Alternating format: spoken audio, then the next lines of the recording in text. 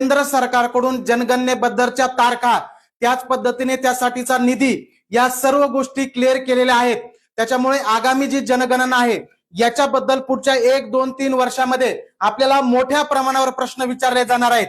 तर येणारी जी 2027 ची जनगणना आहे त्याच्यामधले कोणते कोणते मुद्दे आपल्या परीक्षेसाठी महत्वाचे असणार आहेत त्याच्याबद्दल माहिती पाहूया. सर्वात महत्वाचं म्हणजे जनगणनेमध्ये यावेळेस कोविडमुळे खंड पडलेला आहे. 2021 ला जनगणना होणं अपेक्षित होतं, ती जनगणना आता 2027 ला होणार आहे.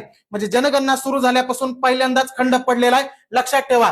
त्याच पद्धतीने 2027 ची जी जनगणना असणार आहे ही जनगणना इतिहासातली पहिली डिजिटल जनगणना असणार आहे, हे सुद्धा लक्षात ठेवा. त्याच पद्धतीने केंद्र सरकारने या जनगणनेमध्ये जातीनिहाय जनगणना करण्याचा सुद्धा निर्णय घेतलेला आहे. याच्या अगोदर जातीनिहाय जनगणना 1931 ला झाली होती, म्हणजे स्वातंत्र्यानंतर पहिल्यांदाच आता जातीय जनगणना सुद्धा केलेली जाणार आहे 2027 मध्ये. त्याच पद्धतीने याच्यासाठी सरकारने 11,718 कोटी रुपये एवढा भरभक्कम निधी हा जनगणनेसाठी काय केला, उपलब्ध करून दिलेला आहे. ही जनगणना 2 टप्प्यामध्ये होणार आहे.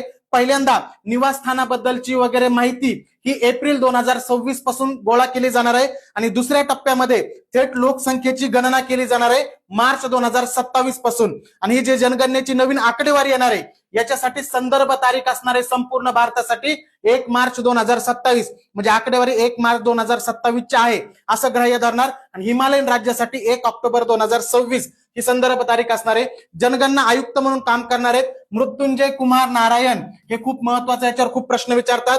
जनगणना हे गृह मंत्रालय घेत असतं आणि भारताची जनगणना ही जनगणना कायदा 1948 नुसार घेतली जाते. पहिली जनगणना 1872 ला लॉर्ड मेयोच्या काळामध्ये झाली आणि नियमित 10 वर्षाला जनगणना 1881 पासून सुरू झाली लॉर्ड रिपमच्या काळामध्ये. म्हणजे येणारी जनगणना ही स्वातंत्र्यानंतरची 8वी आणि एकूण 16वी जनगणना असणार आहे. आणि भारतीय जनगणनेचे जनक म्हणून हेनरी वॉल्टर यांना ओळखलं जातं. एवढी माहिती लक्षात ठेवा. अशा पद्धतीने चालू घडामोडीची जी महत्वपूर्ण माहिती असते दररोजची आपण आपल्या महाराष्ट्र अकॅडमीच्या ऍपवर पीडीएफ स्वरूपामध्ये सर्वांना दररोज मोफत उपलब्ध करून देतो. त्यामुळे आपलं महाराष्ट्र अकॅडमीचं ऍप आता डाउनलोड करा. नक्की तुम्हाला चालू घडामोडीमध्ये 100% कोणत्याही परीक्षेची तयारी करत असाल तरी फायदा होणार आहे. धन्यवाद.